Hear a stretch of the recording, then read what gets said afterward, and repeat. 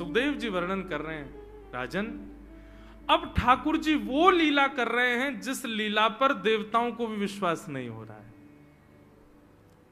ऐसी लीला ठाकुर जी कर रहे हैं कि किसी को भरोसा ही नहीं हो रहा कि जगत नियंता जगदाधार ये कर सकता है।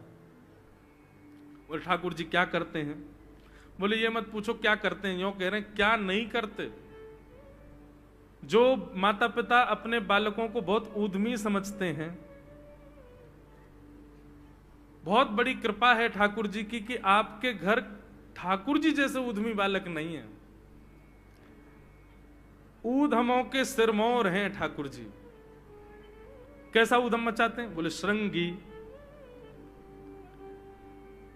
नहा धो करके ठाकुर जी सवेरे तैयार होते हैं, सबसे पहले गैयाओं के पास जाते हैं। मैया कहवे लाला नहा धो के सबसे पहले गैयान को प्रणाम करवे जा, गैयान को स्पर्श कर फिर कछु करियो। ठाकुर जी गैयाओं को प्रणाम करने जाते हैं। जैसे ही देखते हैं कि कोई गैया बैठी है, सो ठाकुर जी कहें अरे अरे मैया या गैया को आलस आ गयो, या को आलस दूर कर दूं। सो बैठी हुई गैया के ठाकुर जी सींग पकड़ लेते हैं और सींग पकड़ करके अपनी ओर खींचते हैं। दूसरी तरफ से सींग बलराम जी पकड़ लेते हैं। अब ऐसे सींग पकड़ करके ऐसे ऐसे गैया के सींग हिलाते हैं। अब बैठी रहती गैया थोड़ी देर तो कोई बात नहीं, जैसे जोर जोर से हिलाना प्रारंभ करते हैं सोई गैया खड़ी हो जाती है। और जैसी गैया खड़ी होती ठाकुर जी लटक जाते हैं सींगों से। अब ठाकुर जी को तो बढ़िया झूला बन गया हो, गैया की सींगन पे झूल रहे हैं। थोड़ी देर तो गैया इधर से उधर ठाकुर जी को झुलाती रहती है, लेकिन थोड़ी देर बाद जैसे ही ठाकुर जी की पकड़ कमजोर होती है, गैया को पता चल जाए कि अब लाला गिरवे वार होए, सो गैया भी इतनी चतुर कि वो गोबर में ही जाके खड़ी हो गए। ठाकुर जी के इन्हें आगे कुछ चल, मैं गोबर में है जाऊंगो। गैया के ना अब तो मैं यहीं खड़ी रहूंगी, तुम गोबर में ही गिरो। और सोई ठाकुर जी को हाथ छूट जा, मैया मैया बचाइयो, देख जे गैया मुंह को गोबर में फेंक रही है। अब मैया जब तक बचावे आवे तब तक तो लाल जी के हाथ छूट जाएं और ठाकुर जी गले गले तक गोबर के ढेर में जाके गिर जाएं। पर यशोदा मैया निकाले, कितनों सजाए लो, कितनों ए लाला तू वैसे ही कारो, ऊपर ते मैं तो को बढ़िया सुंदर बना के रखूं, लेकिन तू घूम फिर के गोबर में ही आके चौं खेले। मोकू तो लगे तू पूर्व जन्म को सूकर दिखे। ठाकुर जी मंद मंद मुस्कुरा रहे, हाँ मैया जे बरा भगवान को अवतार भयो ना, जाने पृथ्वी की रक्षा करी हिरण्याक्ष थे। मैया बोली हाँ वो मैं ही तो हतो, मैं जय जय हूं मैया, वो बरा भगवान ही जय जय, वही जय जय तेरे यहाँ लाला बन के आयो है। यशोदा मैया के बातन ने मत बनाए कर, नेक नेक बड़ो है क्यों, बोलो सीखो, ऐसी बात बनावे, जय जय बोले अपने आप पे, नहावे धोवे है ना है, मोह पहुंचे ना है, मैं जय जय हूं। ऐसी मधुर लीला ठाकुर जी कर रहे हैं। आकाश में 33 कोटि देवता ये लीला देख करके अपने नेत्रों पर विश्वास नहीं कर रहे। ऐसे मधुर ठाकुर जी। श्रृंगी अग्नि ड्यमष्टि। एक दिन नंद भवन में गैया ब्याह गई। जैसे ही गैया ब्याई, ठाकुर जी जैसे ही गैया ब्याती है ठाकुर जी वहीं खड़े हो जाते हैं। और बंधुओं शास्त्रों में आज्ञा है कि गाय जब ब्याह रही हो, बछड़े को जन्म दे रही हो या बछिया को जन्म दे रही हो, उस समय गैया जो होती है वो दो मुखी हो जाती है। एक मुख तो सामने है, और जब जन्म देती है तो बछड़ा या बछिया उसका मुख जब बाहर आता है तो दो मुखी हो जाती है। ऐसी दो मुखी गैया की जब आप परिक्रमा करते हो तो पूरे ब्रह्मांड की परिक्रमा का फल प्राप्त होता है। तो ठाकुर जी का नियम है, नंद बाबा की उंगली पकड़ के खड़े रहे, जैसे ही गैया ब्यावे वारी हो तो वाकू सहलाते रहे, जैसे ही गैया ब्यावे वारी हो, जैसे ही बछड़ा बाहर आवे सोई ठाकुर जी वाकी परिक्रमा कर लें, परिक्रमा करके दंडवत प्रणाम करें, वाकू वाकी चरण रज को माथे से लगा में, और बछड़ा जन्म ले सो वाकू नवा में दुआ में वाकू अपने गरे से लगा में। एक दिन ठाकुर जी जोर जोर से रोने लगे। बछड़ा जैसे ही जन्म लियो बछड़ा ने, ठाकुर जी रोने लगे। नंद बाबा शांत करा में नहीं माने, बलराम जी ने शांत करायो नहीं माने। यशोदा मैया गोद में लेके बैठी, बोले लाला का भयो, तू रो क्यों रोए? बोले मैया मेरे संग बहुत बुरा भयो। यशोदा मैया बोली कहा भयो? बोले गैया के बछड़ा ने जन्म लियो। मैया बोली तो वाह बछड़ा को मैंने मुंह खोल कर देखो, वाह के सबरे दांत ने करे आए। मेरे जन्म को 3 साल है गए, अभी तक 4 ही दांत निकले मैया, वो टूट जाए दमष्टी, रो रहे हैं अपने दांतन को, मेरे दांत चौना निकल रहे सवरे, बाप बछड़ा के जन्म लेती सवरे दांत आ गए, मेरे दांत चौने ही आ रहे हैं। यशोदा मैया ऐसी मधुर बात सुन करके लाल जी को हृदय से फिर झूठी झूठी कहती, मैया कहती लाला तू दूध ना पीवे ना, पूरे दिन मक्खन खावे, मक्खन चीकनो होवे, दांत निकले चिकनो है कि सुई पेट में चलो जाए, तू दूध पिए कर। कबहू बढ़ेगी चोटी मैया मोरी, कबहू बढ़ेगी चोटी। कभी अपनी चोटी पकड़ के रोते मैया मेरी चोटी चौना भर रही। बलराम की चोटी देखो कैसी नागिन जैसी चोटी है वाकई, और मेरी चोटी कैसी है मैया, नेक सी पतरी सी। मैया बोल लाला तू दूध ना पीवे, दूध ते चोटी बढ़े, बलराम देखिए ऐसा जग भर के दूध पीवे।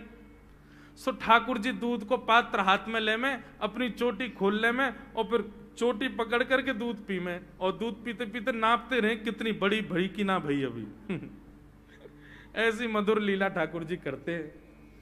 ऐसी लीलाएं हैं ठाकुर जी की कि उन लीलाओं को सुनकर के जो ज्ञान के मार्ग को नहीं समझ पाते, जो वैराग्य के मार्ग को नहीं समझ पाते, जो ज्ञान और वैराग्य से ठाकुर जी को प्राप्त नहीं कर पाते, वो इन लीलाओं से ठाकुर जी के हो ही जाएंगे। ऐसी लीला है। और क्या करते हैं ठाकुर जी? बोले द्विजकंटकेभ्य, इतनी मधुर लीला है ठाकुर जी की। नंद भवन से सुबह सुबह निकल जाते हैं, और राह चलता कोई भी हो अपरिचित, यदि वो साधु है, यदि वो कोई वैष्णव है, यदि वो कोई भजनानंदी है, तो ठाकुर जी उसके पास चले जाते हैं, और पास जाके पता क्या बोलते हैं? अरे तुम यहां डोल रहे हो? बोलो भैया कौन हो तुम? अरे जी सब बाद में पूछियो, हम तो यूं कह रहे तुम यहां घूम रहे हो, नंद बाबा तुम्हारी मां बात देख रहे हैं, नंद बाबा तुम्हारा इंतजार कर रहे हैं। किसी से भी?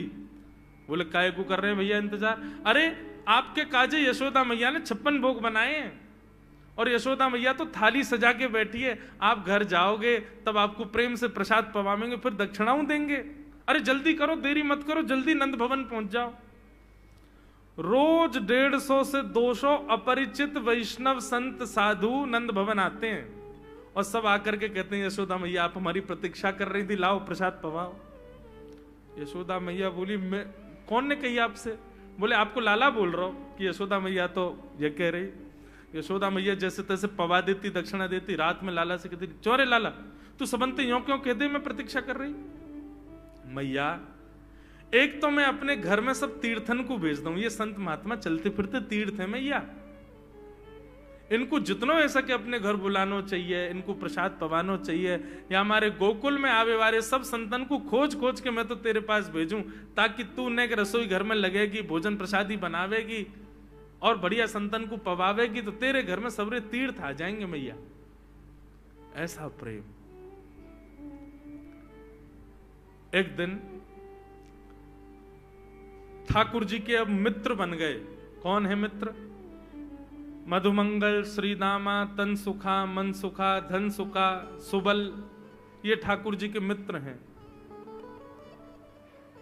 एक दिन ठाकुर जी अपने सब मित्रन के संग बैठे,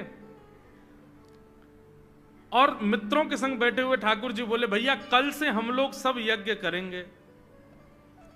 मधुमंगल, श्रीदामा बोले क्यों लाला यज्ञ क्यों करेंगे? अरे नंद बाबा रोज अग्निहोत्र करें, मैंने उनसे पूछी अग्निहोत्र करवे ते कहा हुए, तो नंद बाबा बोले अग्निहोत्र करवे ते मन चाही वस्तु प्राप्त हो जाए, अग्निदेव प्रदान करें। ठाकुर जी के सब सखा बोले लाला तू काय को करेगो अग्निहोत्र? बोले अग्निहोत्र करेंगे, अग्निदेव को प्रसन्न करके कहेंगे हमारी सुंदर सी बहू आ जाए, बस हमारा ब्याह हो जाए। अग्निदेव की प्रतीक्षा कर, अग्निदेव को प्रतिष्ठान करेंगे। सब श्रीदामा मधुमंगल 3.5 वर्ष के ठाकुर जी, सोचो 3.5 वर्ष के ठाकुर जी, सखा कितने बड़े बड़े होंगे। नेक्से से सबरे सखा बैठ गए, सूखे पत्ता इकट्ठे करके अग्नि प्रज्वलित कर ली, सूखे पत्तान को चूरो बना के आपस में बांट लियो। ठाकुर जी आचार्य बन के बैठ गए और बोले सुनो मैं मंत्र बोलूंगा और जैसे ही कहूं स्वाहा सबरे डालियो, और नेक भी यदि तुमने चूक करी ना, नेक भी मैंने स्वाहा बोली और तुमने नहीं डालो, तो फिर मोते मत कहियो। यदि तुम्हारी पत्नी कांडी आ जाए, एक हाथे लूली आ जाए, लंगड़ी आ जाए, तो समय पर स्वाहा करना पड़ेगा। सब ग्वाल बाल बोले जो कहे वो लाला सो करेंगे, तू करवा।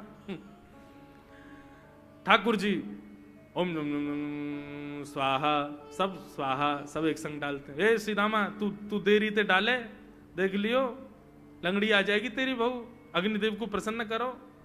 इस प्रकार ठाकुर जी सब ग्वाल बालों के संग खेलते हैं। ग्वाल बाल बोले लाला यज्ञ तो है गयो, अब ब्राह्मणन को भोजन के काजे बुलाओ, यज्ञ के बाद ब्राह्मण भोज होना चाहिए। सोई ठाकुर जी अपने सब ग्वाल बालों की उंगली पकड़ करके पूरे गोकुल में जाते हैं, ब्राह्मणों के घर जाकर के कहते हैं आज नंद भवन में बढ़िया उत्सव भयो है, बढ़िया यज्ञ भयो है, भोजन के काजे शाम को आपको परिवार सहित आनो है। सबन को निमंत्रण दिया मैं। अब महाराज नंद भवन से जब निमंत्रण आता है तो ब्राह्मण लोग ब्राह्मणी से कहते हैं कि आज चूल्हा मत जलाना। क्यों? अरे नंद भवन में भोजन की सूचना मिलती है तो 3 दिन से भूखे रहते हैं ब्राह्मण। क्यों? इतना खवाएंगे नंद बाबा, इतना खवाएंगी यशोदा मैया कि पेट भर जाएगा, 2 दिन तक भूख भी ना लगेगी, इतना भोजन करना पड़े। ए ब्राह्मणी चूल्हा मत जलाई, और सुन नमक को पानी और दे दे। नमक को पानी पी पी करके भूख बढ़ाते हैं अपनी। बोले शाम को जाएंगे और बढ़िया चकाचक महाराज 56 भोग पाएंगे। शाम का समय हुआ, सैकड़ों हजारों ब्राह्मण आकर के नंद भवन के बाहर खड़े हो गए। यशोदा मैया ने अटारी से जैसे ही देखा इतने सारे ब्राह्मण, यशोदा मैया उतर करके आई, बोली आओ भगवान पधारो, सबन को जय श्री कृष्ण, सबन को प्रणाम। जे बताओ आज मेरे द्वार पर आप सबन को एक साथ आने को कारण कहा है? किसी को निमंत्रण देकर के और फिर पूछो कारण क्या है, बड़ा अजीब लगता है। किसी को आपने बुलाया भोजन पे, वो बेचारा आ गया, फिर आप कहो बताओ भैया कैसे आए, कितना अजीब लगे। ब्राह्मण बोले मैया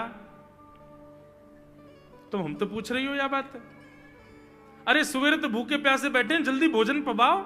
आपके यहां यज्ञ भयो, यज्ञ की पूर्ण आहुति की प्रसादी पावे आए हैं, और काई क्यों आए हैं?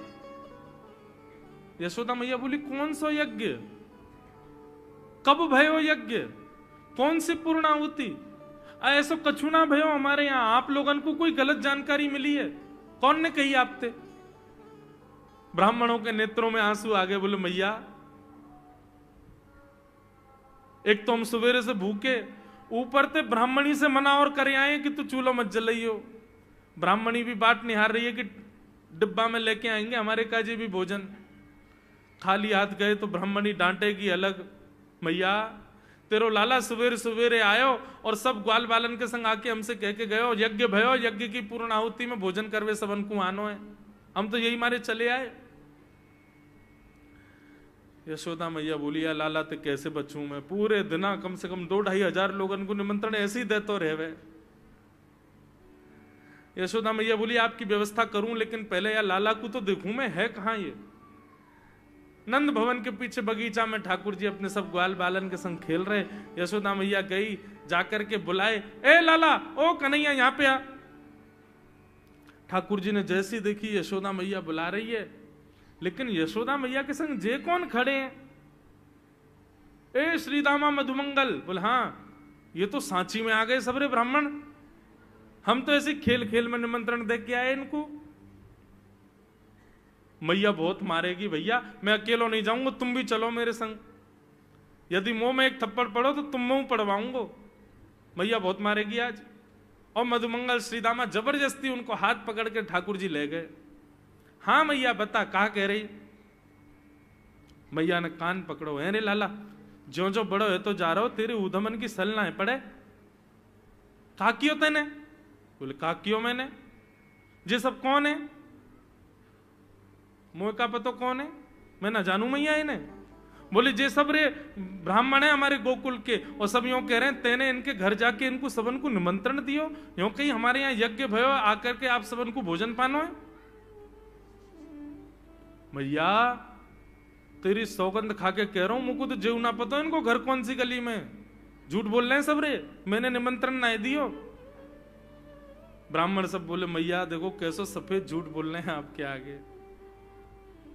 मैया बोली सच बता तेने निमंत्रण क्यों दियो। तब ठाकुर जी बोले मैया बताऊं? बोले बता। बोले हम खेल खेल को यज्ञ कर रहे, वाह यज्ञ में सामग्री नहीं, वाह यज्ञ में मंत्र बोलवे वाले भी ना है, वाह यज्ञ में कोई ब्राह्मण भी ना हो, हम आपस में ही सब यज्ञ कर रहे। भाई यज्ञ के बाद ये मधुमंगल बोलो ब्राह्मण भोजन होना चाहिए, तो हमने इन ब्राह्मणों को न्योता दे दियो। मैया बोली अब ये ब्राह्मण आगे कहां पवाऊं? बोले मैया देख सीधी बात है, या में ज्यादा चिंता करवे की कोई बात ही ना है। जब बिना मंत्र के, बिना ब्राह्मणन के, बिना यज्ञ सामग्री के हमारो यज्ञ है सके, तो ऐसे ये भी खाली खाली दोना लेके बोलते हैं हाँ भाई रसगुल्ला बहुत बढ़िया बनो है, ये देखो ओ हो मोहन थार तो बहुत ही बढ़िया बनी है, सब्जी ते पूरी कितनी बढ़िया लग रही है, खाली पत्तल लगा दे, खाली दोना लगा दे, और भाव से ये लोग भी पाल लेंगे है क्यों भोजन, भाव को यज्ञ भाव को भोजन। ब्राह्मणों को बंधुओं गुस्सा, ठाकुर जी की लीला पे किसी को क्रोध नहीं आता, सब हंस जाते। पर यशोदा मैया आधी रात में रसोई बनाती है, सब ब्राह्मणों को पवाती है, और इतना बनाती है कि उनके घर भिजवाती है। मैया बोले लाला इतना काम करावे। बोले मैया तू बैठी बैठी ना मोटी है गई है, या हमारे मुंह को लगे तू पूरे दिन लगी रहकर रसोई में कचू कचू बनाती रहकर। ऐसी ठाकुर जी की मधुर लीला। बंधुओं भगवान ने चोरी क्यों की? अभी तक चोरी शुरू नहीं हुई ठाकुर जी की। अब ये चोरी का प्रसंग कैसे प्रारंभ होता है? एक दिन ठाकुर जी अपने ग्वाल वालों के संग खेल रहे थे, तो ठाकुर जी ने ऐसे खेल खेल में श्रीदामा को धक्का दिया, श्रीदामा गिर गया, बहुत जोर से रोया। ठाकुर जी बोले अरे भैया शांत है जा, लग गई लग गई, अरे ठीक है अब शांत है जा। लेकिन श्रीदामा शांत नहीं हो गए। ठाकुर जी बोले तुम कैसे हो? गोकुल में रह में हम, गोकुल को मतलब है जहां हर घर में 1000 गैया, उसका नाम है गोकुल। इतनी गैयान को दूध घी दही सब हमारे घर में होवे, अरे खा पी के न बढ़िया अपनी शरीर को बनाओ, खेल खेल में लगती रहे, इतनो रोवे को कहा मतलब है? तो श्रीदामा क्रोध में भर के बोला तू तो राजा को बेटा है लाला, तो को मक्खन खावे को मिले, घी खावे को मिले, दही पीवे को मिले, हम लोग तो बेचारे गरीब ब्रजवासी हैं, हम लोग जितनो दूध घी दही बना में सब कंस के लोग ले जामे हमारे यहां से। कंस ने ब्रजवासीन के ऊपर कर लगा रखो है, टैक्स लगा रखो है, कहा कि प्रत्येक ब्रजवासी को इतनो मटका भर के घी दूध दही सब मथुरा भेजना पड़े, हम लोग घर में ना रख सकें, क्योंकि कंस के सिपाही जब आके हमारे घर की तलाशी करें, यदि इतने मटका हमारे घर को प्रसारित हैं, वहां से ज्यादा यदि हमारे घर में मिल गए तो मृत्यु दंड होगा हमारो। समझ रहे हैं बात? कंस ने पूरे ब्रजवासियों को कह रखा है कि हर घर में 4 मटकी से ज्यादा नहीं होनी चाहिए, उससे अधिक आने वाला दूध घी दही ये सब मथुरा भेजना है। और यहां हर ब्रजवासी के यहां 1000 गैया, और 1000 गैयाओं का जितना दूध घी दही होता है उसमें से 4 मटकी केवल घर में रहती हैं, बाकी सब मथुरा भेजना पड़ता है। या मारे लाला हम लोगन को खावे पीवे को ना मिले, तू तो राजा को बेटा है, तेरे नंद बाबा तो गोकुल के राजा हैं, या मारे तो को तो खूब छूट है, हम लोगन को छूट ना है। ठाकुर जी बोले ये बात है? बोले हाँ। ठाकुर जी बोले मेहनत करें हम, गैया को पाले हम, गैया को घास खवा में हम, गैया की सेवा करें हम, और दूध पीवे को वो राक्षस कंस।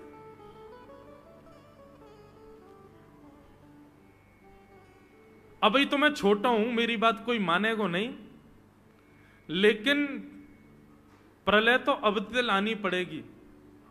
और कैसे लाएंगे? बोले राजी राजी यदि मक्खन दूध दही नहीं मिल लो तो चोरी करके खाओ, हमारो ही मक्खन है, हमारो ही दूध है, हमारो ही दही है, लेकिन अभी हम बालक हैं, हम ज्यादा कछु बोलेंगे हमारी कोई बात मानेगो ना। लेकिन ये सद वस्तु कुपात्र के हाथ में नहीं जानी चाहिए। राजी राजी नहीं मिलता तो चोरी करके खाओ, जब कर देवे को नंबर आवेगो तो सब पूछेंगे भाई कहां गए मक्खन दूध दही? बोले घर में तो है ना। बोले तो कहां गए? बोले चोर चोरी कर ले गए।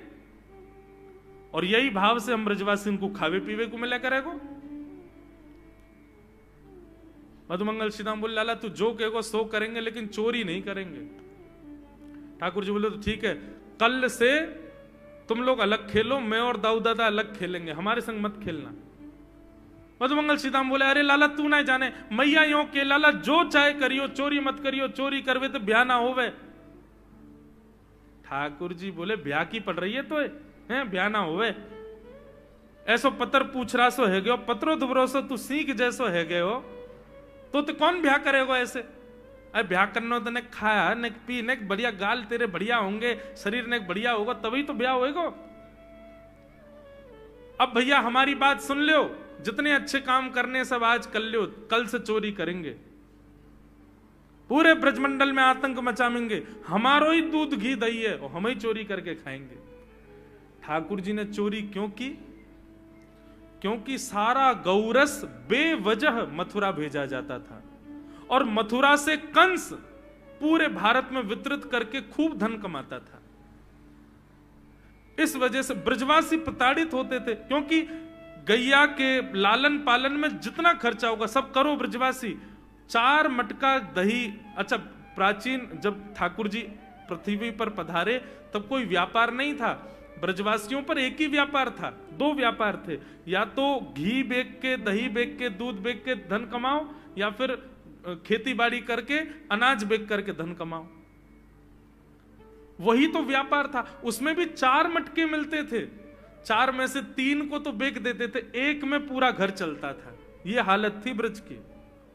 इसलिए ठाकुर जी ने कहा कि भैया राजी राजी नहीं तो गैर राजी, हम जितने बाकी की मटकी मथुरा भेजे वाली उनको सबन को तोड़ फोड़ करेंगे, उनमें से मक्खन निकाल निकाल के खाएंगे, एक दूसरे को खवाएंगे और सब यहीं रहेगो, मथुरा नहीं जाएगो कछु भी। इसलिए ठाकुर जी ने चोरी की।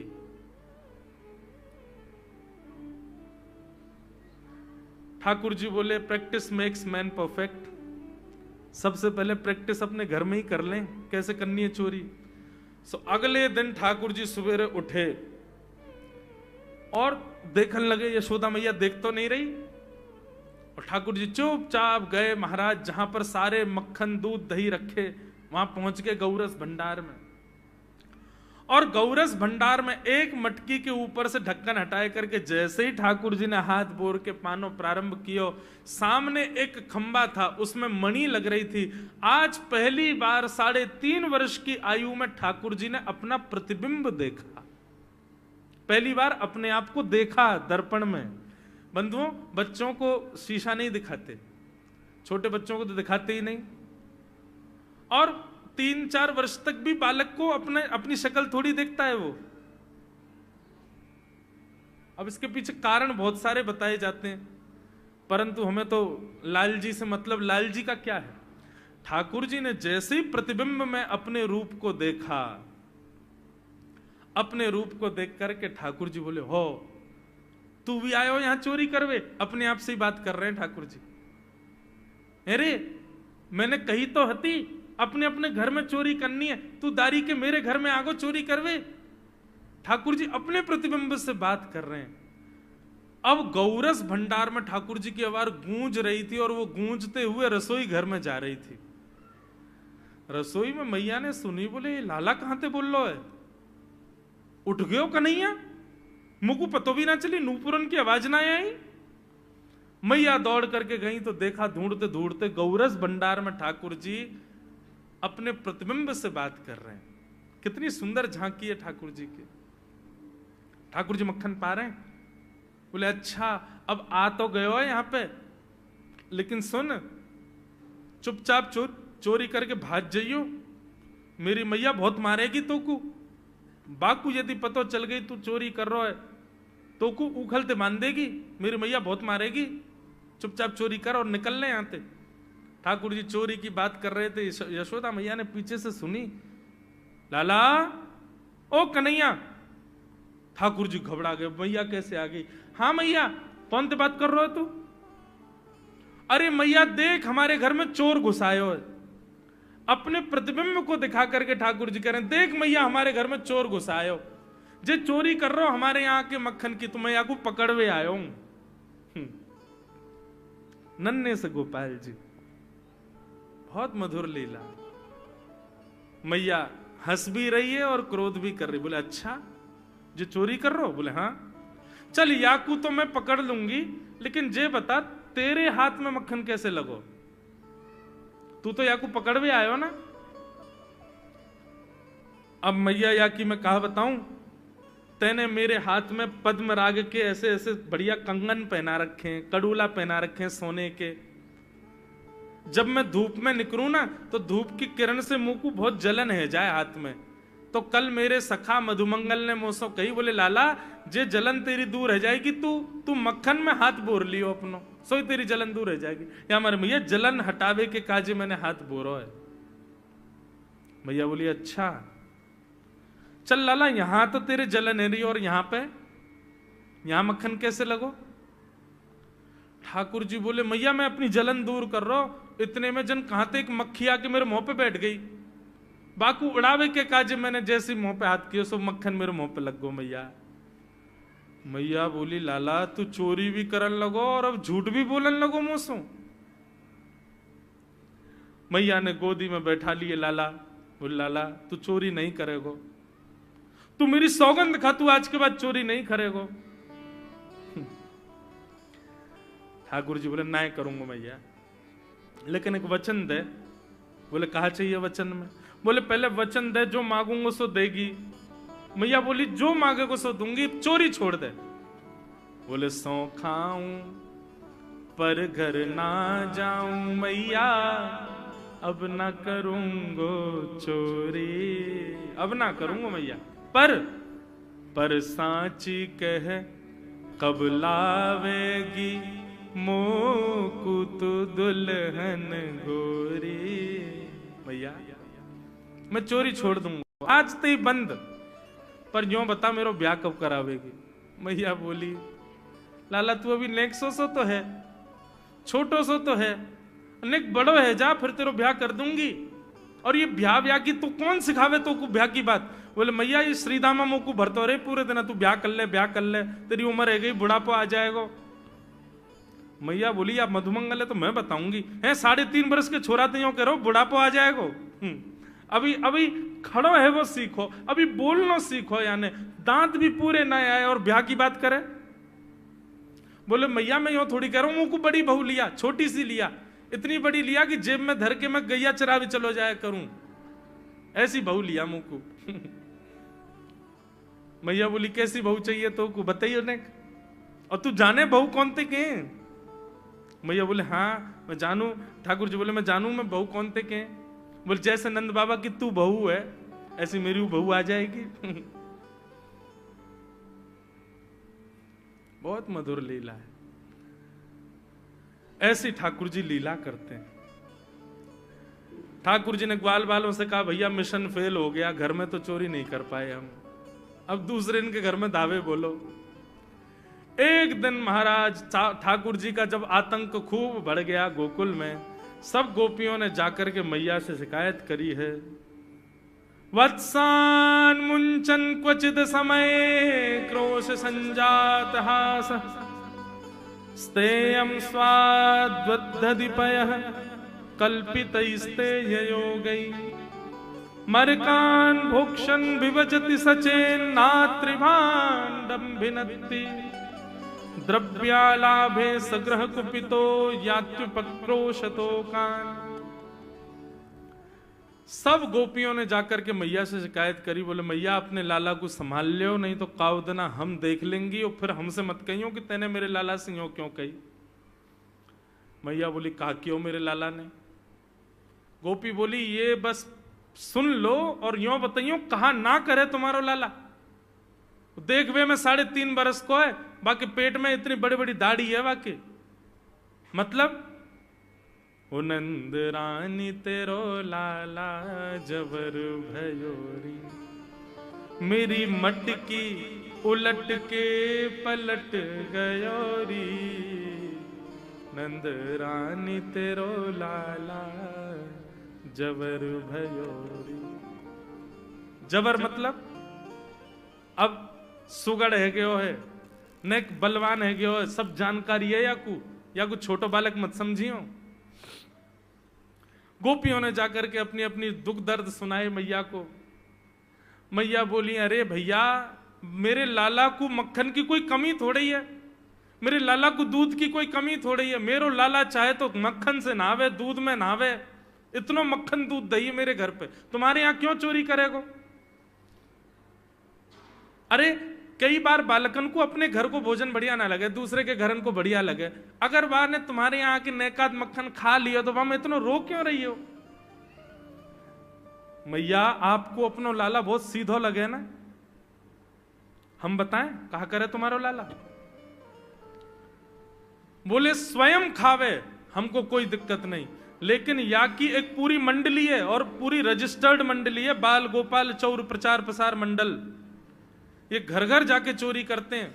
और मैया तुम्हें कहा बताऊं, जैसे ही कोई गोपी के नयो बालक होवे ना तो तुम्हारो लाला पूरे मंडल के साथ आवे और वह लाला के सिर पे हाथ धर के, छोटे से बालक के सिर पे हाथ धर के बस 1 वर्ष की प्रतीक्षा, फिर तुम भी हमारी मंडली में आ जाओगे।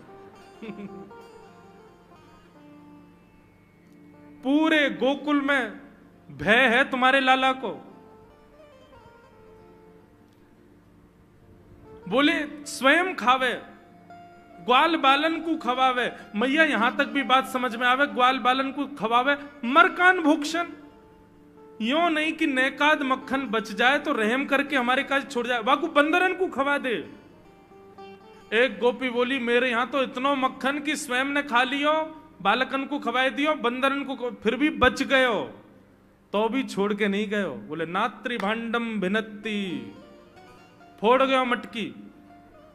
और बोले मक्खन को कहा कियो? बोले पूरे घर में लेप लगा गयो, वाको पूरे घर में पोंछा कर गयो मक्खन को। मैं और मेरी सास यमुना जल भरवे गए, सिर पे मटकी 2-3 मटकी रखी, बड़े अचक के हम लोग चल रहे, हमें कहा पतो ही कि हमारे घर में मक्खन चीकने के लेप है गयो। मेरी सास ने जैसे ही पहलो पैर रखो घर के भीतर, ऐसी रिपटी कि आज तक उठ ना पाइए। ये तुम्हारो लाला करे? नात्री भांडम भिनत्ती। यशोदा मैया आश्चर्यचकित होकर सुन रही है। बोले ये नेक्सो लाला ये करे? बोले हाँ मैया।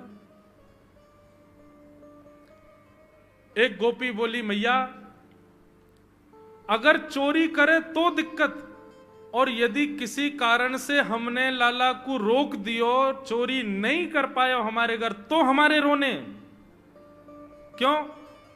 बोले चूल्हा में ते कोयला लेके आवे और वह घर के बाहर एक हवा बना जाए और यूं के अब जब तक या घर से मक्खन नहीं मिलेगा या के घर के लोग भूखे रहेंगे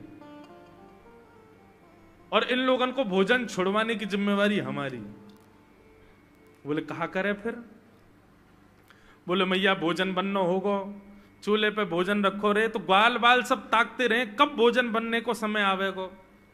जैसे ही कछु और काम करवे के काज गोपी नेक उठ के जावे तो कहो तो बाकी कढ़ैया में खूब सारो पानी डाल जाएंगे, सब्जी ना बन पावेगी, आटे में नमक फेंक जाएंगे। एक गोपी बोली मेरे यहां जो कियो वो तो कोई के यहां ना कियो होगो। बोले कहा? बोले मेहनादी निवास्तव, मेहनादी निवास्तव। क्या किया? बोले मैया 3 दिन तक प्रयास कियो तुम्हारे लाला ने, मेरे घर से चोरी नहीं कर पायो, तो टेढ़ी सी नजर करके बोलो कल तेरे घर में सब लोग भूखे रहेंगे, भोजन ही नहीं बनेगा तेरे यहां। मैंने कि लाला चल बात मत बनावे, भग जाए तो चल। और मैया माने वो कर दियो। बोले कहा कियो?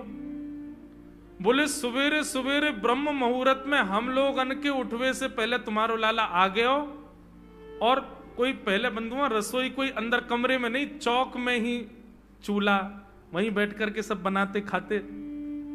बाहर चौक में चूल्हा के ऊपर आके बैठ गयो, अपनी धोती वोती उतार दई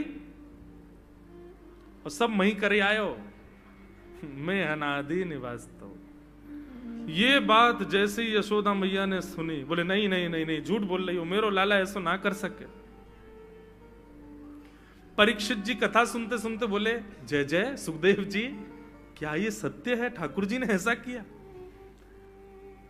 सुखदेव जी कहते हैं कुछ बातें सत्य हैं, कुछ गोपियां जबरदस्ती लगा के बोल रही हैं कि कहीं मैया डांटवे के काजे लाला को हमारे सामने बुला दे और हम लाला को दर्शन कर लें।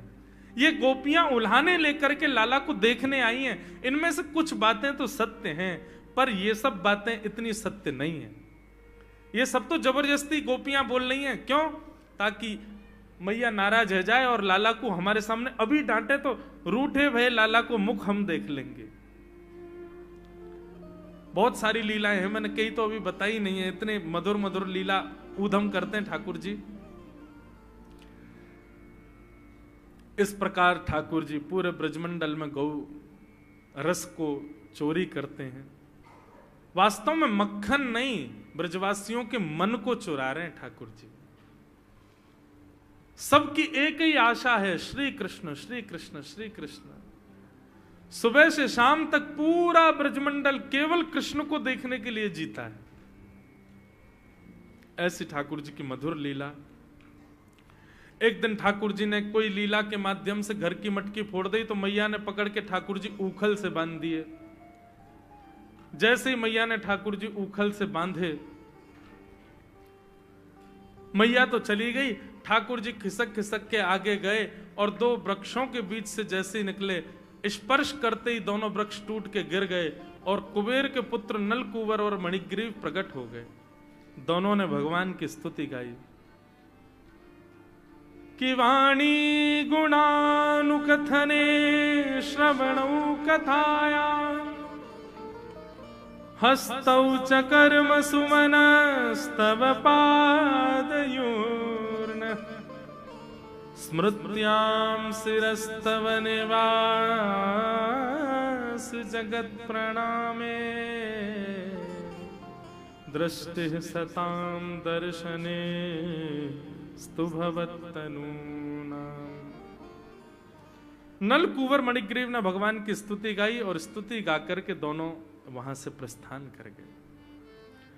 यशोदा मैया बोली, लाला को जैसे देखा वृक्ष टूटे पड़े हैं, लाला बीच में ऊखल से बंधे। यशोदा मैया बोली, अब हम गोकुल में नहीं रहेंगे। और सब गोकुलवासी अपने अपने घर छोड़कर के वृंदावन को प्रस्थान कर गए। बोलो वृंदावन धाम की जय। कि वनम वृंदावनम नाम पशव्यं नवकाननम गोप गोपी गवां सेव्यं पुण्याद्रे तृणवीरुधम। बंधुओं, वृंदावन ठाकुर जी का सबसे प्रिय स्थान है। क्यों? क्योंकि वृंदावन की रचना ब्रह्मा जी ने नहीं, वृंदावन की रचना ब्रह्म ने नहीं की है, वृंदावन की रचना श्री किशोरी जी ने की है, श्री राधा रानी ने की। आप कहोगे कैसे? भगवान जब कृष्ण लीला करने के लिए पृथ्वी पर पधार रहे थे, तब ठाकुर जी ने अपनी आह्लादनी शक्ति श्री राधा रानी से निवेदन किया कि आप भी चलो। राधा रानी बोली, क्षमा करना, हम गोलोक धाम छोड़ के नहीं जाएंगे। ठाकुर जी बोले, हम गोलोक धाम को ही नीचे ले चलते हैं। बोले, पूरा गोलोक धाम नीचे मत ले चलो, यदि आप बहुत चाहते हैं कि हम चलें तो गोलोक धाम की 3 वस्तु ले चलो। बोले, क्या? गोवर्धन, यमुना जी और हमारे द्वारा बनाया हुआ एक वन है जिसको श्री जी ने ही गोलोक धाम में बनाया है, जिसका नाम है वृंदावन। इसको ले चलो। यत्र वृंदावनम नास्ति यत्र नो यमुना नदी यत्र गोवर्धनम नास्ति तत्र नो रमते मनः। जहां गोवर्धन, यमुना और वृंदावन नहीं है वहां मेरा मन नहीं लगेगा। आप चाहते हो कि मैं चलूं तो इन तीनों को ले चलो। तब ये 3, गोवर्धन, वृंदावन और श्री यमुना जी, ये गोलोक धाम से पृथ्वी पर पधारे। तब हमारी श्री जी, श्री राधा रानी पधारे। इसीलिए हम गाते हैं। आज, कल तो नंदोत्सव था, कल गाए नहीं। आज गोवर्धन उत्सव होगा तो फिर रह जाएगा। अभी वृंदावन ठाकुर जी जा रहे हैं, अभी गाओ। 7 निधियों को प्रणाम करो। श्यामा हृदय कमल सो प्रगट्यो, श्यामा हृदय कमल सो प्रगट्यो, श्यामा हृदय कमल सो प्रगट्यो, श्यामा हृदय कमल सो प्रगट्यो, और श्याम हृदय कुभार वृंदावन प्यारो वृंदावन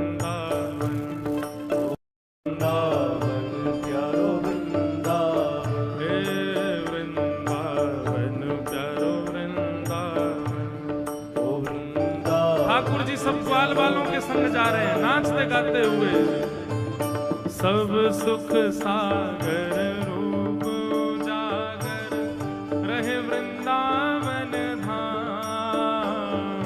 सब सुख सागर रूप उजागर रहे वृंदावन धाम। ओ रूप गोस्वामी प्रकट कियो जहाँ, रूप गोस्वामी प्रकट कियो जहाँ, रूप गोस्वामी प्रकट कियो जहाँ। रूप गोस्वामी प्रकट कियो राधा गोविंद रूप निधान, वृंदावन प्यारो वृंदावन, वृंदावन प्यारो वृंदावन, हे वृंदावन मेरो वृंदावन।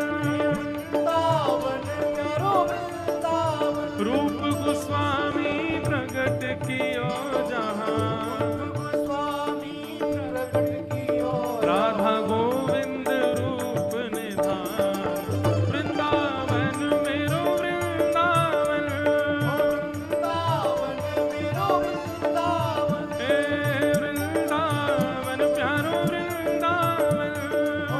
वृंदावन प्यारो वृंदावन। ओ विहरत निस दिन कुंज गलन में, ब्रज जन मन सुख धाम। विहरत निस दिन जगलन में ब्रज जन मन सुख धाम। ओ रूप गोस्वामी मदन मोहन को, रूप निरख के मदन मोहन को, रूप निरख के हे मदन मोहन को रूप निरख के, मदन मोहन को रूप निरख के सनातन बलि बलि जाए वृंदावन प्यारो वृंदावन, वृंदावन प्यारो वृंदावन, हे वृंदावन मेरो वृंदावन। वृंदावन मेरो वृंदावन। मदन मोहन को रूप निरख के, मदन मोहन को रूप निरख के सनातन बलि बलि जाए वृंदावन प्यारो वृंदावन। वृंदावन प्यारो वृंदावन। हाँ वृंदावन मेरो वृंदावन। वृंदावन मेरो वृंदावन। ओ गोपी ग्वाल सब ही और धारे, प्यारों गोपीनाथ। गोपी ग्वाल सब हिये और धारे, प्यारो गोपीनाथ। हाँ प्यारो प्यारो गोपीनाथ, प्यारो प्यारो गोपीनाथ। हे मधुसूदन जिन कंठ लगायो, मधुसूदन जिन कंठ लगायो, श्री मधु पंडित जिन कंठ लगायो। मधु पंडित जिन कंठ लगायो, जहाँ है रही जय जयकार, वृंदावन प्यारो वृंदावन, वृंदावन प्यारो वृंदावन। हे वृंदावन मेरो वृंदावन। वृंदावन प्यारो वृंदावन। मधु पंडित जिन कंठ लगायो, मधु पंडित जहाँ है रही जय जयकार, वृंदावन प्यारो वृंदावन। वृंदावन प्यारो वृंदावन। हाँ वृंदावन मेरो वृंदावन। वृंदावन प्यारो वृंदावन। श्री गोपाल भट्ट की हृदय वेदना, प्रगट्यो शालिग्राम। गोपाल भट्ट की हृदय वेदना, प्रगट्यो शालिग्राम। हाँ प्यारो प्रगट्यो शालिग्राम, प्यारो प्रगट्यो शालिग्राम। ओ रूप सुधा को खान हमारो, रूप सुधा को, मान हमारो, रूप सुधा को खान हमारो, श्री राधा रमण दुलारा, वृंदावन प्यारो वृंदावन, हे वृंदावन मेरो वृंदावन, रूप सुधा को खान हमारो, श्री राधा रमण दुलारा, वृंदावन प्यारो वृंदावन, हे वृंदावन मेरो वृंदावन।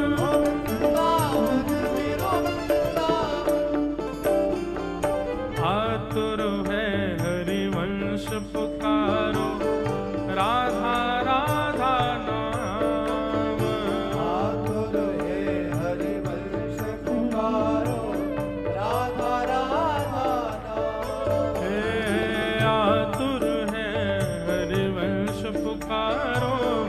राधा राधा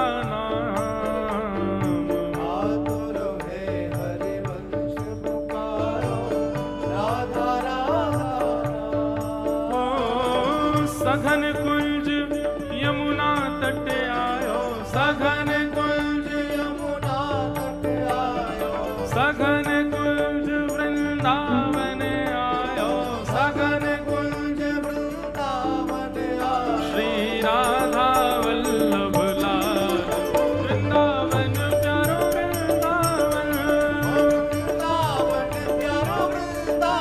हे वृंदावन मेरो वृंदावन, सघन कुंज यमुना तट आयो, सघन कुंज श्री राधा वल्लभ लाल, वृंदावन प्यारो वृंदावन, हे वृंदावन मेरो वृंदावन।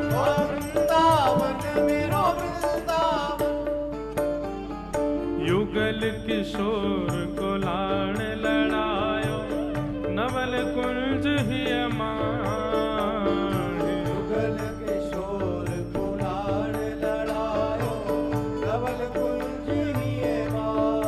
हाँ प्यारो नवल कुंज ही माही, प्यारो ओ कुंजन कुंजन की रज धारे, कुंजन कुंजन कुंजन कुंजन की रज धारे, जहाँ व्यास युगल यश गाए, वृंदावन प्यारो वृंदावन, हे वृंदावन मेरो वृंदावन, कुंजन कुंजन की रज धारे, कुंजन कुंजन जहाँ व्यास युगल यश गाए, वृंदावन प्यारो वृंदावन, हे वृंदावन मेरो वृंदावन।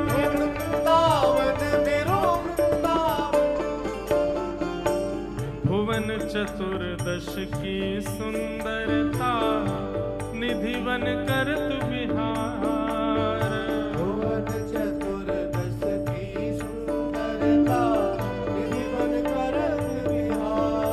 हाँ प्यारो निधि बन करत बिहार, ओ श्यामा प्यारी कुंज बिहारी, श्यामा प्यारी श्यामा प्यारी बांके बिहारी, और जय जय श्री हरिदास, वृंदावन प्यारो वृंदावन, हे वृंदावन मेरो वृंदावन, श्यामा प्यारी कुंज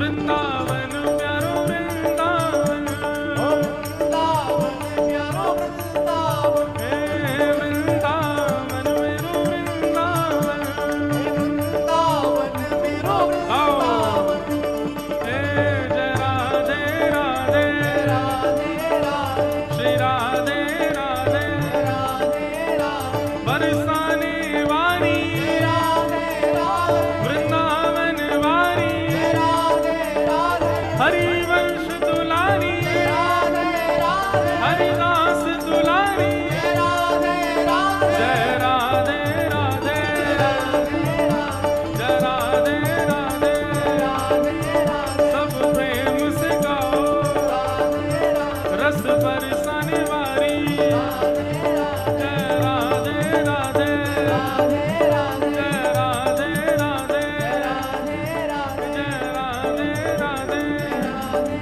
जय राधे राधे, जय जय श्री राम, जय जय श्री राम, जय जय श्री राम।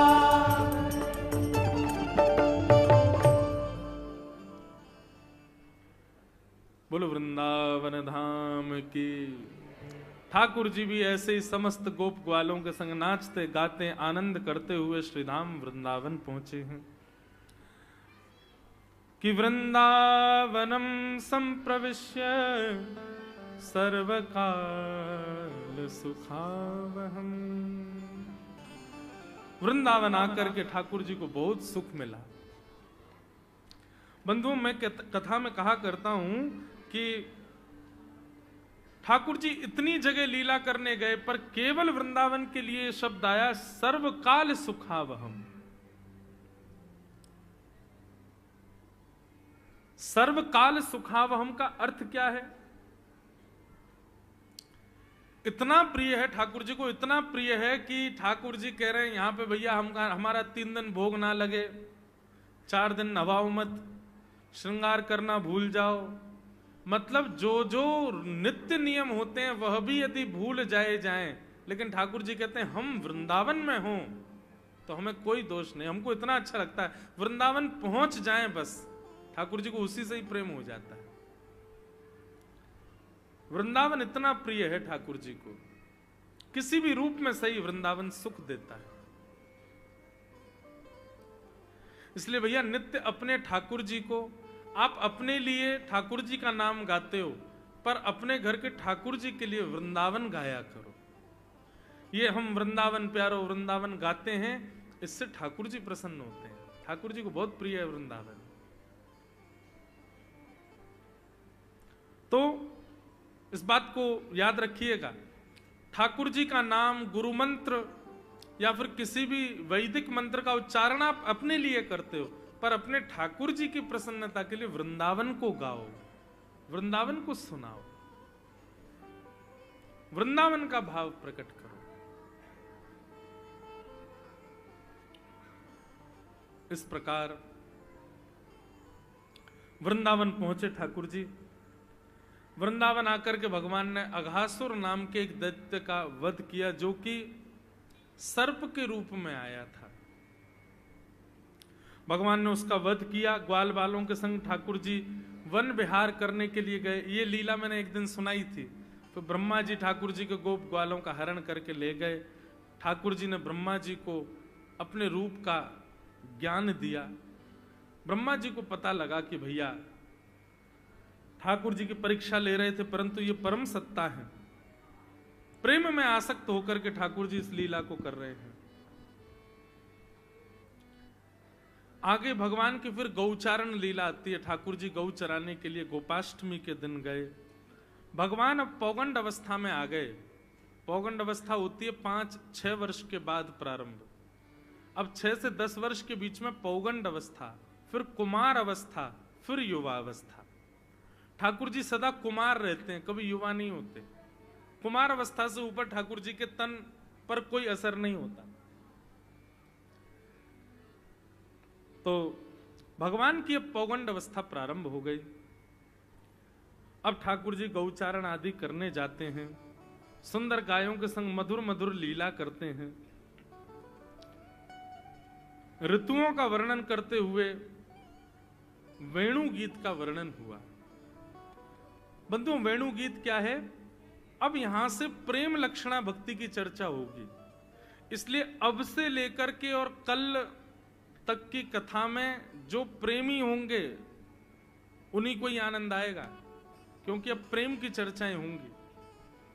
प्रेम कहते किसको, प्रेम है कैसा, प्रेम का भाव क्या है, ये सब अब चर्चाएं होंगी।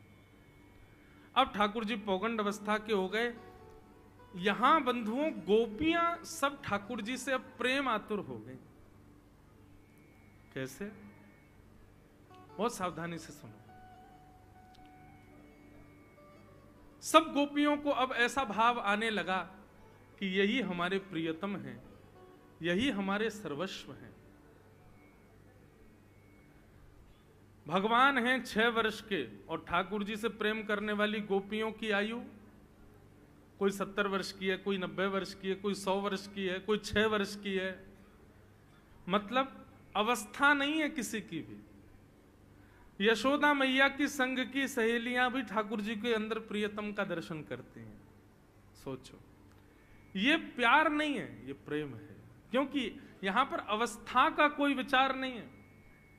और आयु कितनी ठाकुर जी? 6 वर्ष की आयु। 6 वर्ष के बालक से तो वैसे ही सहज प्रेम होता है, परंतु यहां प्रियतम वाला प्रेम है ठाकुर जी से। ये अद्भुत बात है, इसको समझ नहीं पाएगा सामान्य व्यक्ति। ये कैसे संभव हो सकता है? हो ही नहीं सकता। ये संसार में नहीं हो सकता, क्योंकि संसार में किसी कारण से प्रीति है और कुछ इच्छाएं हैं, कुछ भाव हैं, उनकी वजह से। यहां पर वो सब नहीं है। बंधुओं, ये ब्रज की जितनी भी गोपियां हैं ना, ये त्रेता युग के सब संत हैं जो दंडकारण्य वन में राम जी का दर्शन करने के लिए प्रतीक्षा कर रहे थे। पर राम जी 14 वर्ष बाद तुरंत लंका से वापस अयोध्या चले गए, दंडकारण्य वन के संतों के पास नहीं गए। हनुमान जी ने जाकर के दंडकारण्य वन के संतों को आश्वासन दिया, आप लोग थोड़ी प्रतीक्षा करो। भगवान श्री राम लीला जब अपनी पूरी करेंगे तब द्वापर प्रारंभ होगा, तब द्वापर में यही राम कृष्ण बनकर के आएंगे। और जब ठाकुर जी कृष्ण बन के आएंगे तो जिस ब्रज में ठाकुर जी का जन्म होगा वहां की समस्त गोपांगनाओं के रूप में आप सब संत ही पधारोगे। अभी तो आप राम जी को केवल देख सकते हो, प्रणाम कर सकते हो, लेकिन यदि एक युग और प्रतीक्षा करोगे तो ठाकुर जी को पकड़ भी लेना, ठाकुर जी के गले में गलवैया भी डाल लेना, ठाकुर जी को हृदय से लगा लेना, ठाकुर जी को गोद में बैठा लेना, जो चाहो। जैसे एक प्रियतमा प्रियतम को स्नेह करती है, वैसा स्नेह आप ठाकुर जी से करना। और यही कारण था कि गोपियों को जैसे ही कृष्ण दिखे हैं, जब से कन्हैया का जन्म हुआ है, तब से गोपियों के हृदय में पता नहीं क्यों उनके प्रति वो प्रियतम वाला प्रेम प्रकट हो गया है। क्योंकि ये समस्त गोपियां एक युग से प्रतीक्षा कर रही हैं। ये पूर्व जन्म के संत हैं, इनकी तपस्या इतनी लंबी है कि आज ठाकुर जी इनको प्रियतम के रूप में मिले। इसलिए भैया ये काम लीला नहीं है, यहां काम को प्रवेश मत कराइएगा। ये निष्काम लीला है, निष्काम प्रेम। वेणु गीत, इसका अर्थ क्या है? ठाकुर जी वन में जाते हैं और वन में जाकर के कदम्ब वृक्ष के नीचे बैठ करके अपनी वंशी को अधरों पर आच्छादित करते हैं। अपनी कोमल उंगलियों से छिद्रों को दबाते हुए जैसे ही प्राण पिरोते हैं, वंशी बजने लग जाती है। कृष्ण प्रेम में उन्मुक्त जितनी भी गोपियां हैं, वो वेणु का नाद जैसे ही उनके कर्ण रंध्र में जाता है, सब गोपियों के नेत्र बंद हो जाते हैं और प्रत्यक्ष ठाकुर जी जंगल में अभी कहां गैया चरा रहे हैं, कैसे बैठे हैं, क्या खा रहे हैं, क्या कर रहे हैं, ये सारे दृश्य गोपियों को दिखने लग जाते हैं अपने अपने घरों में। समझ रहे हैं बंधुओं? ये लाइव टेलीकास्ट यूट्यूब पर, फेसबुक पर और टीवी पर अब शुरू हुआ होगा, पर प्रेम में लाइव टेलीकास्ट होता है। विदेश गए हुए पुत्र के ऊपर कोई संकट आ जाए तो भारत में बैठी मां का जी अपने आप घबरा जाता है। और वो तुरंत फोन करती है, तू ठीक है ना, कोई दिक्कत तो नहीं? मुझे ऐसा लगा कि कुछ गड़बड़ी है, और ज्यादा माँ पूछे तो निकल ही आता है कि हाँ कुछ गड़बड़ी थी, क्योंकि वहां निष्काम प्रेम है माँ और पुत्र का। ऐसा ही निष्काम प्रेम आपका जिससे होगा, निश्चित है उसके साथ घटना घटेगी, आपको पता चल जाएगा। हमारे वृंदावन में एक संत थे, पंडित श्री गया प्रसाद जी महाराज। उनको पंडित जी महाराज कहकर के सब बुलाते थे। अद्भुत अद्भुत निष्ठा थी उनकी।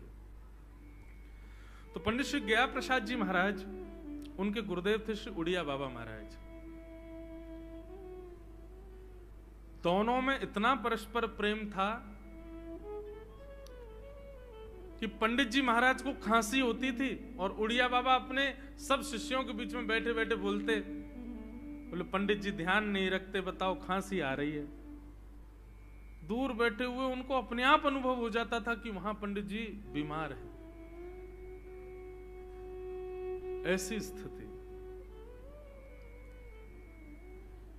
निष्काम प्रेम, जब बिना किसी कामना के रहित होकर के आप किसी से प्रेम करते हैं, तो फिर शारीरिक स्पर्श की भावना, देखने की भावना, कुछ चाहने की भावना नहीं होती है। फिर आपका हृदय और उनका हृदय एक हो जाता है। फिर आप भले मिलो भी मत, उनके साथ हो रही घटना आपको अनुभव होगी, आप उसी में प्रसन्न रहोगे। प्रेम बंधुओं वही है जहां कोई चाह नहीं है। अभी कल गोपी गीत आएगा तब मैं वर्णन करूंगा। गोपियां ठाकुर जी से कहती हैं, अब आ रही है बात तो कह देता हूं। ठाकुर जी से गोपियां कहती हैं, बोले नाथ,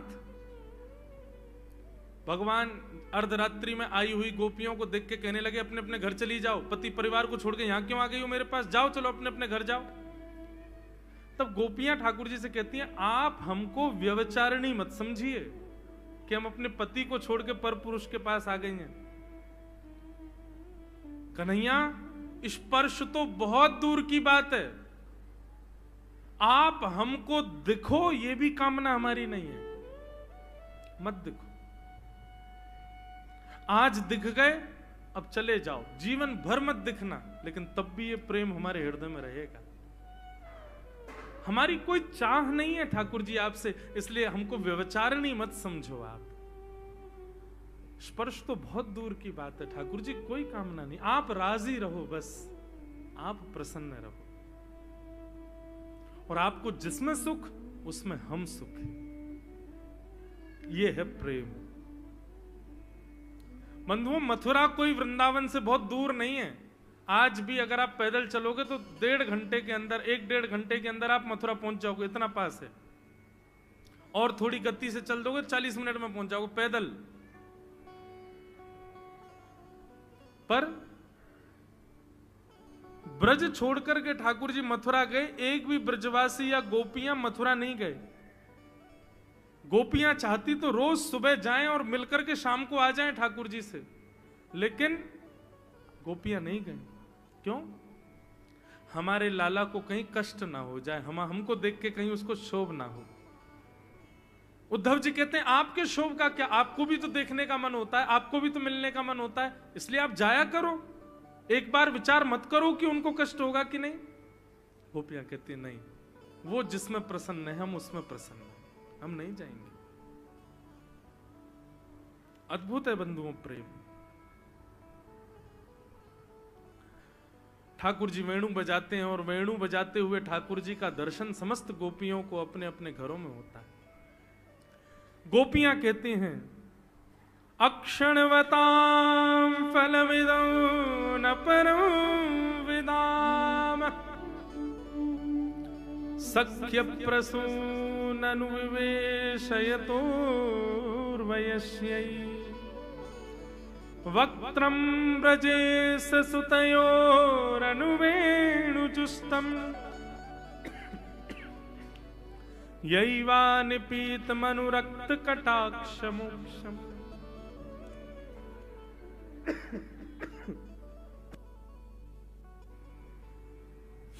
गोपियां कहती हैं,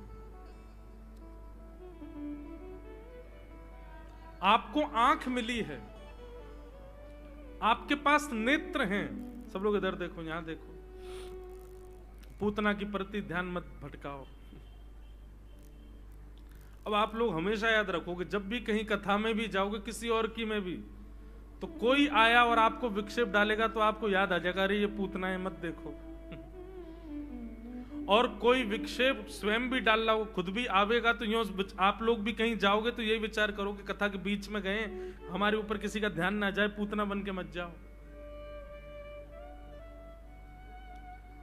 गोपियां कह रही हैं, इन आंखों को पाने का साफल्य क्या है? स्विट्जरलैंड घुमाओ, कश्मीर घुमाओ, मनाली घुमाओ, इन आंखों से दुनिया भर के दृश्य देख लो, इन आंखों से दुनिया की सारी सुंदरताएं देख लो, आकाश देख लो, समुद्र के भीतर देख लो, पहाड़ देख लो, सब कुछ देख लो, लेकिन आपकी आंख कभी तृप्त नहीं हो सकते। बहुत ध्यान से सुनिएगा। कितनी भी सुंदरताएं दिखा लीजिए, पूरा वर्ल्ड टूर कर लीजिए, आपकी आंखों को तब भी लगेगा कि अभी और कुछ दिखाओ। क्यों? क्योंकि इन आंखों को ठौर तो केवल एक जगह मिलेगी, और वो श्री राधा रमण जी को जब देखेंगे तब। प्रत्यक्ष श्याम सुंदर जिस दिन आपके सामने प्रकट हो गए, उस दिन फिर किसी को देखने का मन नहीं करेगा। बहुत सुंदर बात। सूरदास जी के नेत्र नहीं थे। ठाकुर जी एक दिन सूरदास जी के सामने प्रकट हो गए, और प्रकट होकर के सूरदास जी से बोले, सूरदास तुमने हमारे बहुत भजन गाए, बहुत कीर्तन गाए, तुमने हमारा बहुत गुणगान गाया, हम तुमको कुछ देना चाहते हैं। तो ठाकुर जी ने क्या किया, सूरदास जी के नेत्रों पर हाथ फेर दिए, और हाथ फेर के बोले, सूरदास नेत्र खोलो, देखो हमको। सूरदास जी ने पहली बार जीवन में देखा, जैसे ही नेत्र खोले हैं, कमल नयन घन श्याम मनोहर। कितने सुंदर ठाकुर जी। ठाकुर जी को देखते रहे, 45 मिनट तक ठाकुर जी को देखा। एक एक रों ठाकुर जी का, कान ठाकुर जी के, नाक ठाकुर जी के, होठ ठाकुर जी के, नेत्र ठाकुर जी के, केश ठाकुर जी के, चरण हाथ सब देखे, कमर घूम घूम के ठाकुर जी का एक एक अंग देखा। ठाकुर जी बोले, अब हम जाएं, अब प्रसन्न रहो। बोले, भगवान एक वरदान दे जाओ। ठाकुर जी बोले, दे तो दिया हमने, नेत्र दे दिए। बोले, तो आपने अपने आप दिए, मैंने तो मांगे नहीं थे आपसे, अब मैं कुछ मांगना चाहता हूं। बोले, मांगो। बोले, जाते जाते इन दोनों नेत्रों की ज्योति ले जाइए, अब मुझे फिर से अंधा कर दीजिए। जिन नैनन में पी बसे दूजा ना ही समाए। अब आपको देख लिया ठाकुर जी, अब संसार को नहीं देखना, मुझे फिर से अंधा कर दो। नयन भर देखूं नंद कुमार, अपने नैनों में भर के केवल नंद कुमार का दर्शन करो। गोपियां कहती हैं, ये नेत्र तुम्हारे भटकते रहेंगे तब तक, जब तक ठाकुर जी को नहीं देख लोगे। ये कान तुम्हारे विचलित रहेंगे तब तक, जब तक ठाकुर जी को नहीं सुन लोगे। ये जीव तुम्हारी चटोरी बनी रहेगी जब तक ठाकुर जी के अधरामृत का सेवन नहीं कर लोगे। तुम्हारा हृदय भटकता रहेगा जब तक ठाकुर जी को हृदय से नहीं लगा लोगे। इसलिए भैया गोपियां कहती हैं, प्राण निकले, इन आंखों को पाने का तुम लोग कोई फायदा ना कर पाओ, इससे बढ़िया प्राण निकले उससे पहले ठाकुर जी को देख लो। ये आंख इसीलिए मिली है उनको कि श्याम सुंदर दिख जाए, और कुछ नहीं भाएगा। फिर बहुत सुंदर है वेणु गीत, भगवान की एक एक लीला का वर्णन करती हैं गोपियां कि अब ठाकुर जी क्या कर रहे हैं, अब ठाकुर जी क्या कर रहे हैं, अब ठाकुर जी क्या कर रहे हैं। ये सब घर में बैठे बैठे देखती हैं गोपियां, और प्रत्यक्ष में यदि कोई चला जाए तो ठाकुर जी वही कर रहे होंगे जो गोपियां सोच रही हैं। ऐसा प्रेम, इसी को वेणु गीत कहते हैं।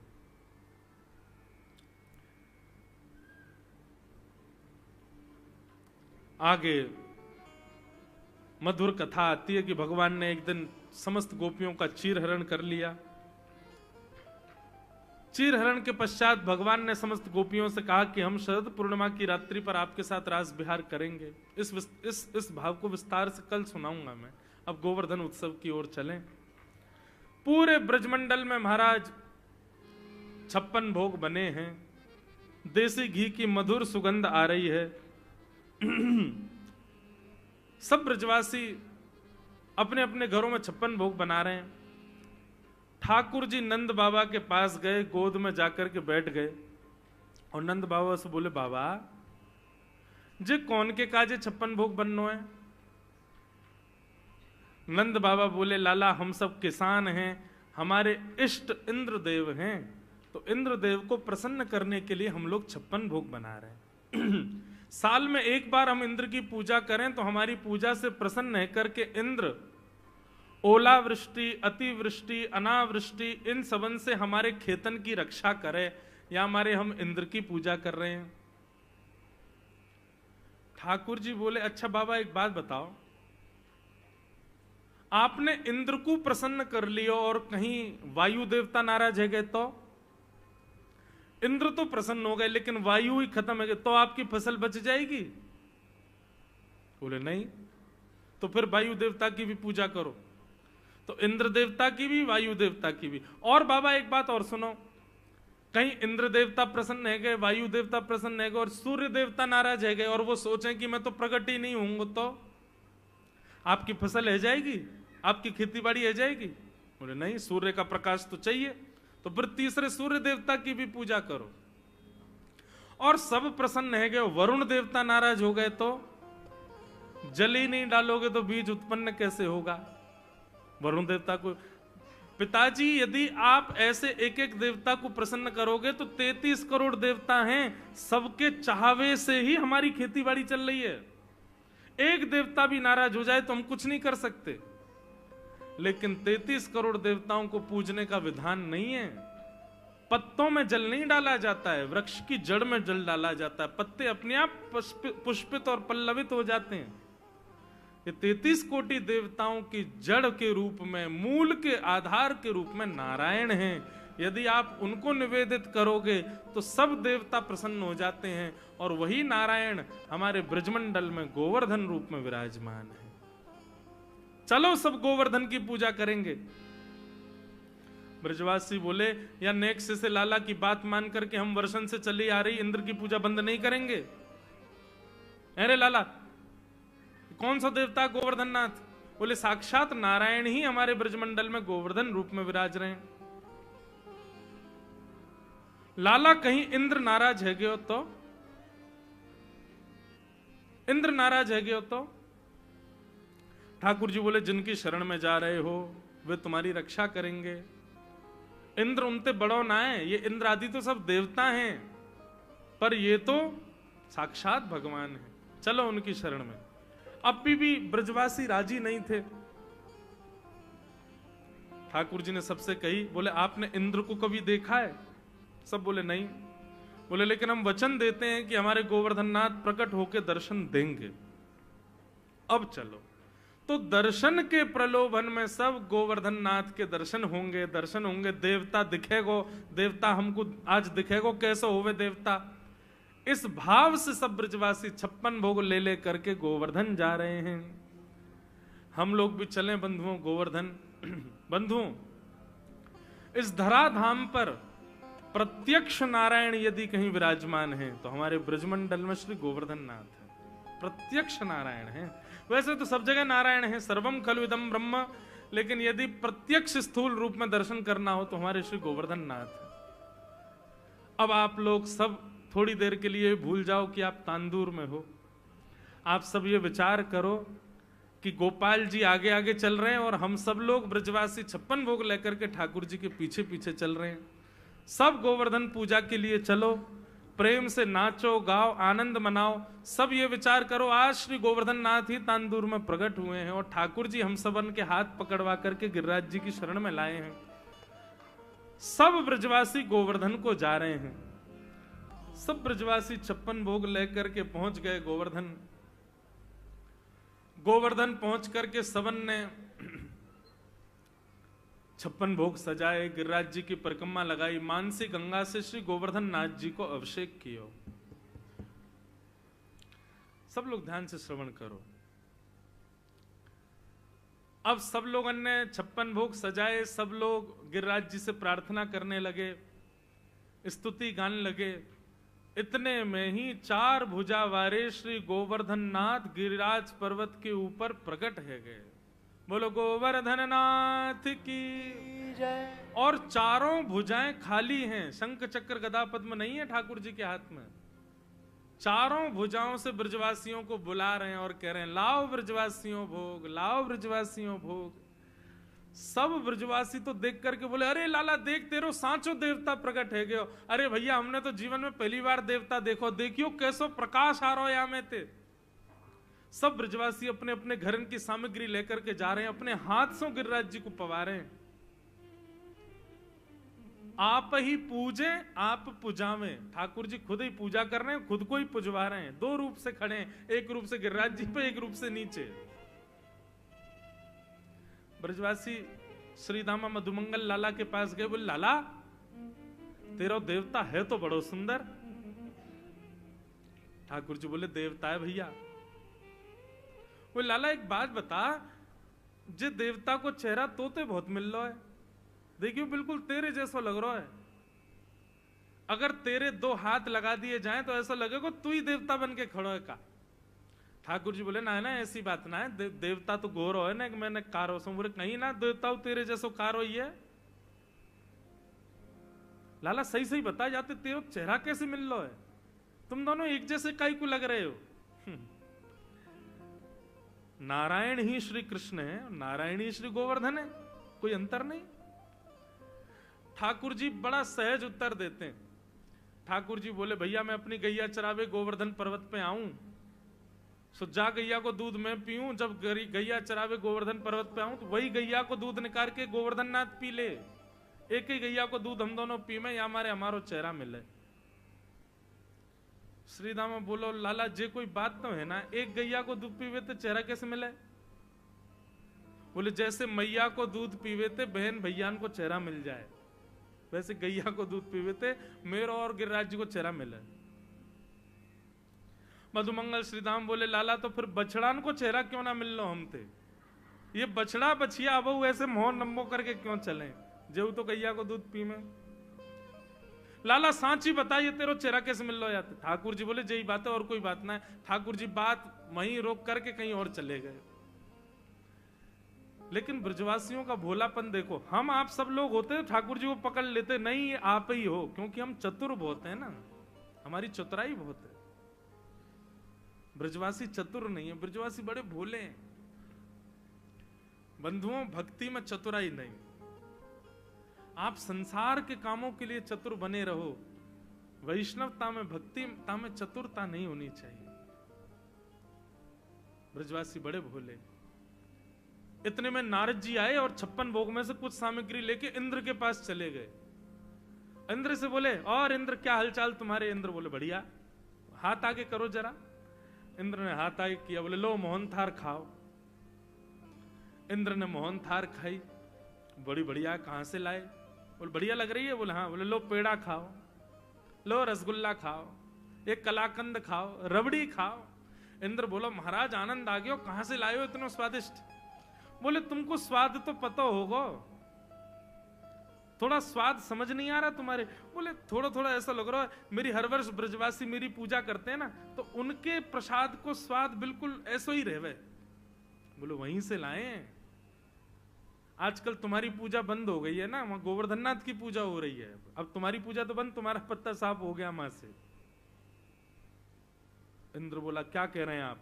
बोले हाँ, वो नन्ना सा बालक कृष्ण है ना, उसने सबको गिरिराज जी की शरण में पहुंचा दिया। इंद्र बोले इन ब्रजवासियों की इतनी हिम्मत, मेरी पूजा छोड़ दी इन लोगों ने। इस साल भर में एक बार मेरी आराधना करते हैं, बंद कर दी। मेघमालाओं को आज्ञा कर दिया, जाओ जाकर के पूरे ब्रजमंडल पर बरस जाओ, इतना बरसना कि पूरा ब्रज डूब जाए। यहां सब गिरिराज जी को भोग पवा रहे थे, नाच रहे थे, गा रहे थे। इतने में गड़गड़ गड़गड़ करके काले काले बादल आकाश में आ गए, अंधेरा हो गया महाराज, पूरे ब्रजमंडल पर अंधेरा छा गया। सांबर तक ऋतु, ऐसा कहते हैं भागवत में वर्णन है कि इंद्र ने साधारण बादलों को नहीं भेजा, जिन बादलों को प्रलय के समय पर वर्षा करने भेजते हैं, उन बादलों को भेजा। सांबर तक मेघ,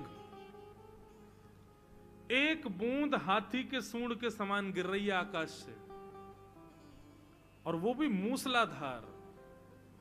ब्रजवासी त्राही माम करके दौड़ने लगे। अरे लाला, हम तो पहले ही मना कर रहे, इंद्र की पूजा बंद मत करो, देखो नाराज है गए हो। ठाकुर जी बोले, अविश्वास प्रकट नहीं होना चाहिए, जिनकी शरण में आए हो उनसे प्रार्थना करो। सब ब्रजवासी घुटनों पर बैठ गए। गिरिराज धरण प्रभु तुम्हारी शरण, गिरिराज धरण प्रभु तुम्हारी शरण, तुम्हारी शरण गिरिवर तुम्हारी शरण, तुम्हारी शरण गिरिवर तुम्हारी शरण, गिरिराज धरण प्रभु तुम्हारी शरण, गिरिराज धरण प्रभु तुम्हारी। सब ब्रजवासी नेत्र बंद करके हाथ जोड़ करके प्रार्थना कर रहे थे। इतने में ही हमारे बाल कृष्ण प्रभु गए, गिरिराज जी को प्रणाम किया। प्रणाम करके एक तरफ से दोनों भुजाओं से उठा करके भीतर प्रवेश किया, और प्रवेश करके 7 कोस लंबे चौड़े गिरिराज पर्वत को अपने बाम हस्त की इकन्नी उंगली के नख पर ठाकुर जी ने धारण कर लिया। बोलो गिरवरधारी गोपाल की। आ जाओ सब ब्रजवासियों, सब आकर के खड़े है जाओ, मैंने गिरिराज जी उठा लिए। सब ब्रजवासी दौड़े महाराज, लाखों ब्रजवासी थे। बीच में एक पर्वत के ऊपर ठाकुर जी खड़े हैं, चारों तरफ ब्रजवासी अपनी अपनी छड़ी लगा करके खड़े है गए। सबन ने अपनी छड़ी लगा ली और सब एक टक अपलक नेत्रों से ठाकुर जी को देख रहे हैं। लाला, तूने इतना बड़ा गिरिराज पर्वत कैसे उठा लियो? ये तोपे तेरी उंगली पे ऐसे कैसे उठ गो गिरिराज जी? ये तो बहुत बड़ा पर्वत है लाला, 21 किलोमीटर लंबा चौड़ा पर्वत है। ठाकुर जी बोले, हम जय जय हैं, आओ प्रणाम करो। ए मधुमंगल श्रीधाम, चला प्रणाम कर। बोले लाला, तू जो कहेगो सो मान जाएंगे, लेकिन जे ना मानेंगे कि तू जय जय। तू जय जय ना है, तू भगवान ना लाला, तू तो हमारो लाला है, तू तो हमारो सखा है, तू तो हमारो मित्र है, तू भगवान ना है। तेने ये गिरिराज जी भगवान बन के नहीं उठाए, तू सही बता तेरी उंगली में शक्ति कहां से आई? ठाकुर जी के नेत्र बंधुओं सजल हो गए। कितने भोले, कितने सरल, कितने सहज ब्रजवासी, ये मानते ही नहीं है कि मैं भगवान हूं। ठाकुर जी बोले, बताऊं मैंने कैसे उठाए? बोले बता। बोले पहले आप सब अपनी छड़ी हटाओ। ठाकुर जी सब ब्रजवासी बोले, लाला छड़ी हटा देंगे तो गिरिराज जी नीचे आ जाएंगे। बोले तो फिर मैं अपनी उंगली हटा लूं, तुम लोगों की छड़ी पर टिक रहे हैं तो? बोले हाँ लाला, तू अब हटा ले एक बार, हमने छड़ी लगा ली, यही पर टिक गए। ठाकुर जी ने जैसी उंगली नीचे करी, सोई सबन की छड़ी टूट गई, गिरिराज जी नीचे आने लगे। ओ लाला संभाल संभाल। ठाकुर जी ने फिर से उंगली लगाई, अब तो दूर दूर तक कोई सपोर्ट नहीं, अकेले ठाकुर जी। लाला, तू सच में जय जय? हम बे प्रणाम करो। ब्रजवासी बोले, सच बता लाला, आनंद मत ले वे हमते, तू बता दे तू कौन है, और तू है तो हमारो लाला, जे बता तू बस शक्ति कहां ते आई? कछु माखन को बल बढ़ो, कछु गोपन करी सहाय, श्री राधे जू की कृपा सो मैंने गिरवर लियो उठाए। कछु माखन को बल बढ़ो, और कछु आप गोप ग्वालन ने मेरी सहायता करी। सब गोप ग्वाल बोले लाला तू माखन तो बहुत खावे, बासे तेरो बल बढ़ो, ये तो समझ में आ गई, पर कछु गोपन करी सहाय, हम ग्वाल वाले ने तेरी कहा सहायता करी लाला? बोले आप सब लोग टकटकी लगा के मुझको देख रहे थे, अपलक नेत्रों से मुझको देख रहे थे, तो आप सबके नेत्रों से आप सबकी शक्ति निकल करके मेरे भीतर आ गई। लाखों ब्रजवासियों मुझको देख रहे हो, सबकी शक्ति मेरे भीतर आ गई और मैंने अपने इकन्नी उंगली पे गिरिराज जी उठा लिए। वास्तव में ये मेरो बल नहीं है, आप सब ब्रजवासी मुंह को देख रहे हो ना, तो आप सब उनको बली मुंह में आ गए हो। और ब्रजवासी इस बात को मान गए। तभी हम कहें लाला आजकल हम कमजोर कैसे है गए, आजकल घबराहट है जाए हमें बहुत जल्दी, नेक चले सांस फूल जाए। हम कहें भैया इतनी कमजोरी कहां से आ गई, अब तो चली शक्ति लाला ने चुरा ली है हमारी। हाँ लाला ये बात सही है, तू जय जय ना आए, हमारे बलते तेने गिरिराज जी उठाए। महाराज ब्रजवासी ने घी के पीपा खोल लिए और लगे महाराज लड्डू बनावे, बढ़िया लड्डू बनावे, मोहन थार बनावे। नंद बाबा बोले तुम्हें नेक शर्म ना आ रही, गिरिराज जी उठा रखे हैं लाला ने और यहाँ 56 भोग बना रहे हो तुम। बोले बाबा तुम ना जानो, ये 56 भोग बनावेंगे, बना के फिर हम खावेंगे, फिर हमारे भीतर शक्ति बनेगी, फिर हम लाला को देखेंगे, तब हमारी शक्ति लाला में जावेगी, तब लाला उठावेगा। ठाकुर जी को आनंद तो इतना आ रहा है, बोले मानना ही नहीं कि मैं भगवान हूं। और श्री राधे जू की कृपा सो मैंने गिरिवर लियो उठा। अरे लाला श्री राधा रानी की तो पे कहा कृपा भई जो तेने गिरिराज जी उठाए। बंधुओं गर्गाचार्य जी ने जब भगवान का नामकरण संस्कार किया तो मैया से कह के गए, बोले मैया तुम्हारा ये लाला नारायण के समान गुण वाला है, कभी अगर कोई विलक्षण लीला तुम्हारा लाला करे तो इस पर संशय मत करना, ये कर सकता है क्योंकि नारायण के कुछ गुण हैं इसके अंदर। और मैया यदि कभी ये बहुत बड़ी लीला करे और आपको लगे कि आपको लाला कहीं थक नहीं जाए, कहीं यहाँ की शक्ति कम नहीं है जाए, तो बरसाने के वृषभानु जी की बेटी श्री राधा रानी जो है ना, वो आपके लाला की शक्ति हैं, उनको लाकर के आप लाला के सामने खड़ो कर दियो, उनको देखवे से आपके लाला की और शक्ति बढ़ जाएगी। बंधुओं जब ठाकुर जी ने गिरिराज जी उठाए तो यशोदा मैया को गर्गाचार्य जी की बात याद आई।